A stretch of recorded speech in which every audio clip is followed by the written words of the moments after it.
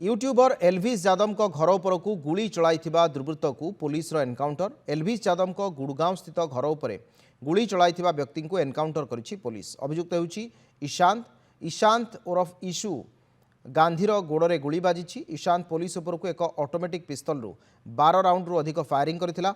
Police पालटा जवाब रे आहत होइछि इशू। पुलिस एनकाउंटर पर ईशांत को गिरफ करा जाइछि। गिरफ करा जाई अभियुक्त को चिकित्सा पई हॉस्पिटल को निया जाइथिला।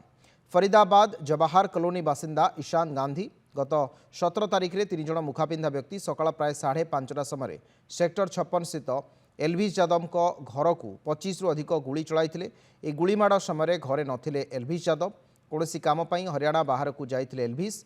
घरर केयारटेकर एवं किछि परिवार सदस्य भितरे थिले किंतु केही आहत होई नथिले। कुख्यात हिमांशु वाव गैंग एक सोशल मीडिया पोस्ट रे गुलीकांडर दायित्व नैथिला। यूट्यूबर को जुआ को प्रोत्साहित करुथिबा अभियोग करथिला। ए गैंगर नेतृत्व पोर्तुगाल पलातक गैंगस्टर हिमांशु लाउ नेउथिबा जणा पड़िछि।